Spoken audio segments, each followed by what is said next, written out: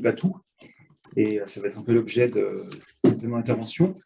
Et cette notion d'a priori me permet vraiment de dialoguer. Moi, je constate dans tout ce qu'on a entendu, vraiment tout, chaque intervention, ça résonne au lieu un peu caché de l'a priori du travail que je fais en éthique de l'informatique ou en droit informatisé. Enfin, j'ai 2-3 spécialités. Voilà. Je suis plutôt juriste intellectualiste, comme on dit, donc je m'intéresse au droit d'auteur, mais ce n'est pas ma communication du jour. Alors, je vais un peu vous décevoir parce que je n'ai pas du tout promis une analyse juridique de la proposition de règlement de l'intelligence artificielle.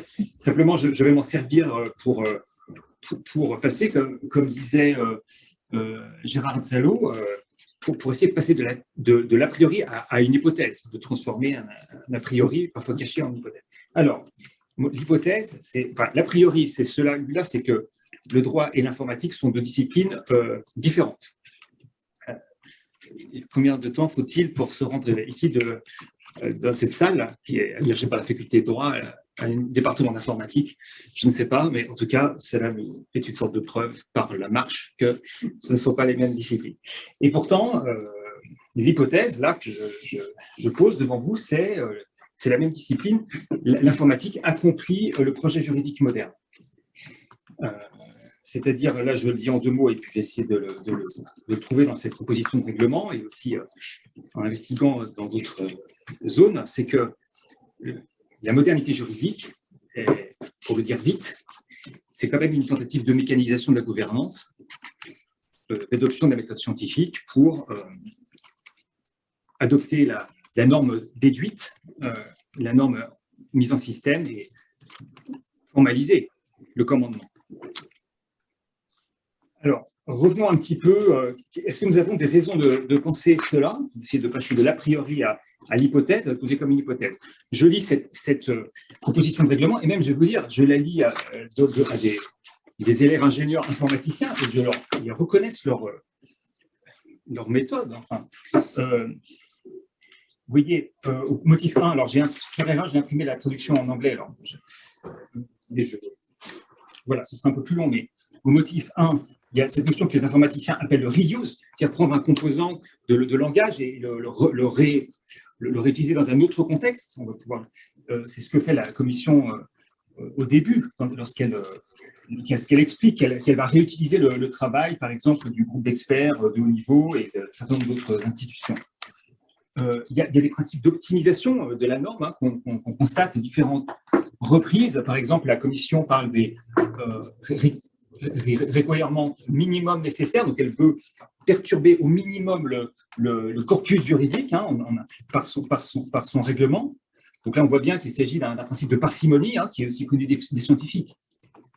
La question de la cohérence, quand on regarde sous ce regard, on reconnaît aussi la compliance avec les standards, la cohérence avec les standards. Évidemment, aucun système d'informatique ne peut fonctionner à défaut d'interopérabilité. Si l'output d'un autre service n'est pas admissible formellement comme un input de mon service, alors le système ne fonctionne pas.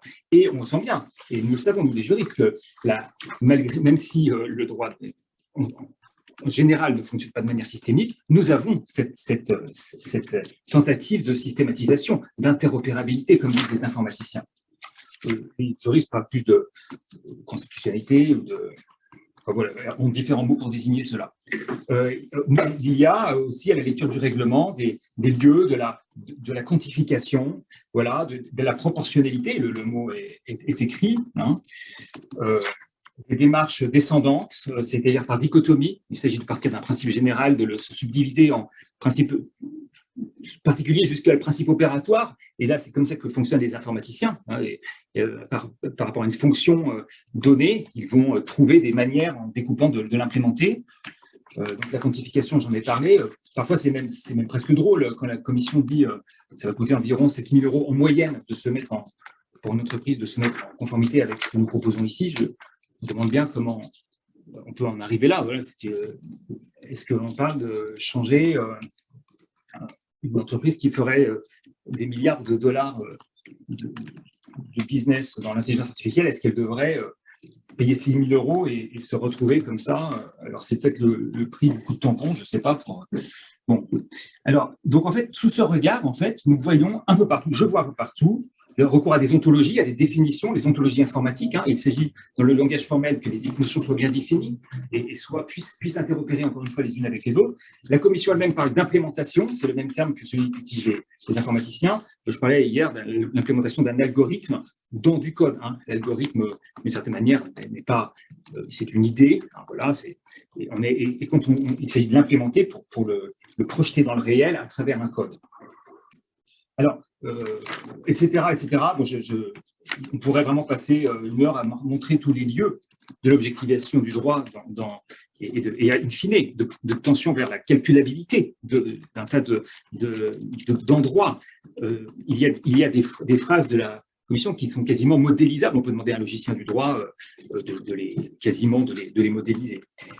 Et puis, le droit, l'informatique, c'est du droit moderne. C'est aussi ce qui nous est, pour qui connaît l'histoire de la modernité juridique, les grands penseurs de la modernisation, Descartes, Hobbes, Pufendorf, Grotius et disons Jean Bodin, on peut quasiment tous les citer. Ils veulent suivre la méthode des mathématiciens. D'ailleurs, ce sont les mêmes personnes à l'époque. Et donc, la méthode scientifique apparaît, c'est la preuve déductive, la preuve statistique, donc la déductibilité, la formalisation, et c'est une sorte de malentendu tragique, c'est mon hypothèse, c'est que, et je l'ai vérifié aussi avec des épistémologues, c'est qu'on croit pouvoir prendre cette méthode scientifique, la sortir du laboratoire et gouverner avec. C'est explicitement le projet du Léviathan est une machine qui commande mécaniquement et qui doit être exactement obéie. Alors voilà encore une autre série de preuves, c'est l'affirmation positive des penseurs de la modernité politique et juridique. Encore d'autres preuves de l'hypothèse, les contempteurs, les adversaires de la modernisation du droit, si l'on met de côté leurs arguments idéologiques, qui peuvent nous déplaire, selon les conceptions, prenons leurs arguments techniques, ils parlent de l'informatique. Les adversaires de la modernisation du juridique énoncent les inconvénients de l'informatique. Et puis, dernière série de preuves, je ne m'y attarderai pas, moi, dans ma discipline, le droit d'auteur, il y a une tension vers ce qu'on appelle l'objectivation du critère d'originalité, l'originalité des œuvres. Et cette objectivation, il s'agit vraiment que la notion soit débarrassée de la subjectivité humaine. Essentiellement, ce qui m'a amené à mon sujet de thèse, est-ce que les machines génèrent des outputs qui peuvent être qualifiés d'œuvres de l'esprit? Donc, il y a ce lieu en droit d'auteur de l'objectivation de la règle au sens enlevons la subjectivité pour pouvoir calculer tranquillement. Et en parlant avec des spécialistes de discipline, on voit très bien que en histoire du droit pénal, il y a la preuve formelle versus l'intime conviction. Et nous pouvons regarder aussi des événements juridiques récents comme la disparition en droit civil, par exemple, comme la disparition de la cause contractuelle ou disons, du bon père de famille, comme une purge du corpus juridique de toutes les notions trop subjectives qui demandent trop d'évaluation humaine. C'est aussi dernier point peut-être, dernier élément de preuve, c'est aussi une sorte d'erreur qu'ont commis les scientifiques jusqu'au 19e siècle, quasiment de penser, Descartes parlait de l'enquête pure, c'est-à-dire qu'il s'agit sans jamais aucune intervention d'évaluation humaine, inférer très logiquement et mécaniquement pour explorer comme ça la vérité scientifique. Les scientifiques maintenant savent qu'ils ne sont pas dans cette modalité, mais on peut comprendre que les juristes longtemps les aient suivis et qu'il y ait des cyberneticiens, inventeurs d'informatique, Norbert Wiener veut propager une gouvernance rationnelle qui se dispense des humains et de cette instance de l'évaluation humaine des circonstances, puisque, pense-t-il, les humains sont trop biaisés et donc les robots pourront mieux gouverner le monde. Voilà. Dominique Dubarle, en 1948, parle de machine à gouverner. Ça semble un concept très pertinent pour désigner tout ensemble les programmes informatiques et toute gouvernance. Les business, les processus d'entreprise, les processus étatiques, les protocoles sanitaires, les logiciels, jusqu'au règlement de la piscine municipale. Machine à gouverner, c'est j'écris, merci d'obéir exactement. Et les juristes, dans la mesure où ils participent à la systématisation et à cette tentative d'interopérabilité généralisée interdisciplinaire dans le droit, favorise la condition épistémologique de déploiement des machines à gouverner. On pourrait dire que le logicien du droit et le programmeur logiciel sont une seule et même personne. Déduire logiquement les normes dans la logique déontique, c'est proprement programmer un moteur d'inférence juridique. C'est la même chose, c'est le point où peut-être se rencontrent les deux, et je n'ai pas évoqué Hans Kelsen et un certain nombre d'autres penseurs, parce que je ne peux pas évoquer pour ne pas dire de bêtises devant des experts présents ici. Donc voilà, l'hypothèse me semble crédible, elle explique bien des choses, elle explique, je trouve, par exemple, pourquoi envoyer des poilus par centaines de milliers dans l'étranger, pas pour stratégie militaire naturellement raisonnée, mais simplement parce que on pense que statistiquement, nous finirons par remporter la victoire. Et pourquoi coloniser aussi? On pourrait interroger le fait de colonisation, non pas sous le prisme des valeurs, mais sous le prisme du déploiement de la gouvernance statistique et mécanique des machines à gouverner. Je parle de pensée prescriptive. Il y aurait ici un travail à faire, puisque le prescriptivisme désigne certainement pas exactement ce que je dis ici.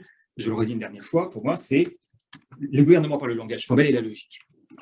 La logique au sens la mathématique, en fait, la méthode scientifique sortie du laboratoire, comprise comme mathématique plus empirie. Voilà, à tort.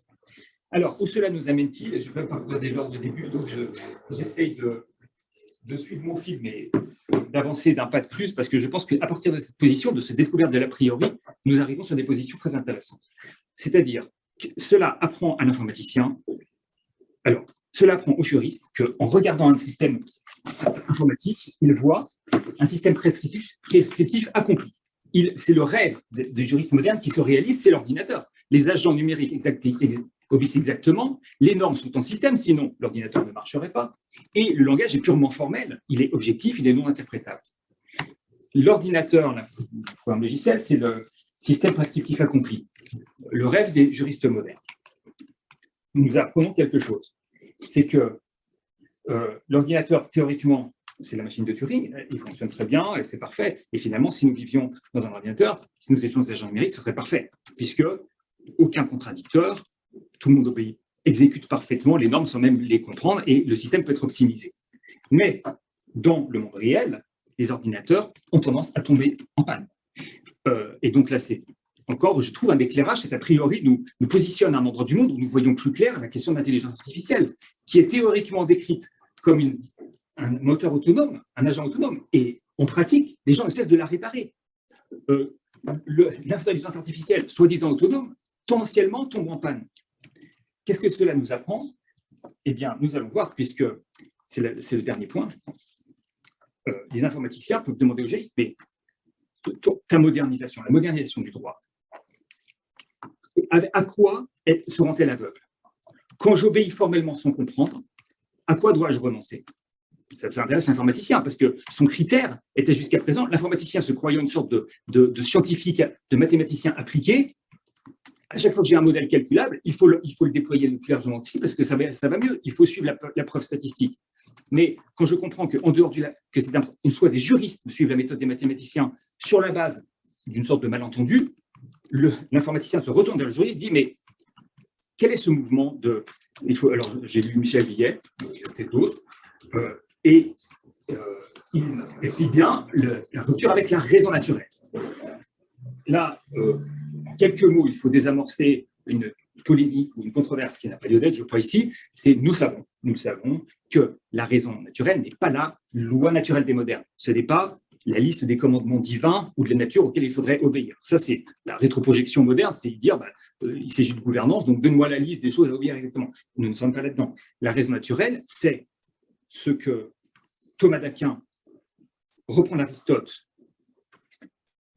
en écho à Al-Farabi, Confucius et Bouddha. Donc on peut penser, et Socrate, on peut penser qu'à ce niveau-là de réflexion, on pourrait avoir relativement confiance dans leur proposition de la raison naturelle. Nous ne sommes pas dans le dogmatisme religieux ou dans la pensée magique. La raison naturelle, c'est la faculté des êtres humains de suivre le critère du souhaitable, de faire le bien circonstanciel, de bien agir circonstanciellement. Il faisait trop chaud ce matin quand je marchais pour venir, eh bien, je traversais la rue pour passer à Londres, et voilà, j'ai utilisé ma raison naturelle. connaissant mes limites et ma nature, j'ai été plus rationnel. J'ai fait un meilleur usage de l'énergie. J'ai considéré la dimension énergétique, par exemple. Là, le choix équitable, dont parlent les classiques, qui est mobilisé par les raisons naturelles dans une éthique de la vertu pratique, le choix équitable est celui qui accomplit mon propre bien, le bien de ma nature, mais qui résonne avec le bien de l'ensemble. C'est-à-dire, si j'agis mieux, l'autre peut mieux agir, et par suite, les choses vont mieux. En fait, le choix de la raison naturelle ne propose rien d'autre que cela, et je reviens sur mon sujet, l'informatique, on est parfaitement dénué, et le droit moderne, potentiellement la gouvernance moderne, veut s'en échapper, puisqu'elle veut calculer comme si elle était dans un laboratoire.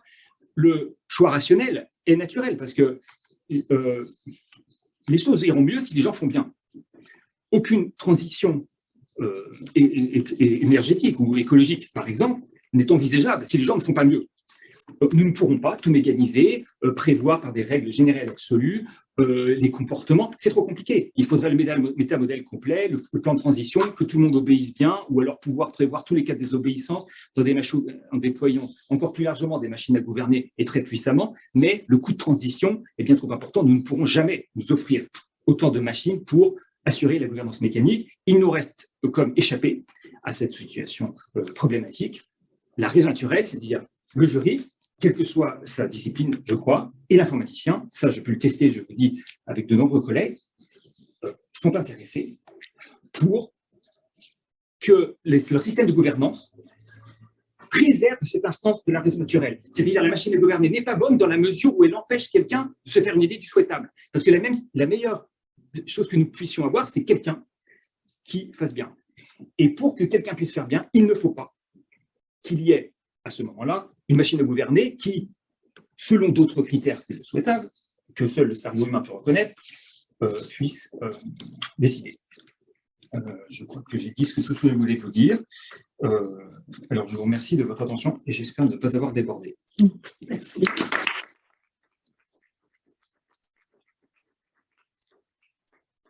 Du coup, vous n'avez pas débordé du tout. Merci, merci beaucoup pour cette présentation, là encore très riche et qui nous donne à penser beaucoup de choses, à la fois sur les a priori qu'on est susceptible d'avoir, ce que vous peut-être avez aussi, la manière dont on se comprend, enfin, en essayant de formaliser les objets grâce à un type de logique. Vous évoquez la logique mathématique. Est-ce qu'il y a une logique juridique? Est-ce qu'il y a une rhétorique particulière, peut-être aussi à travers ces différents aspects?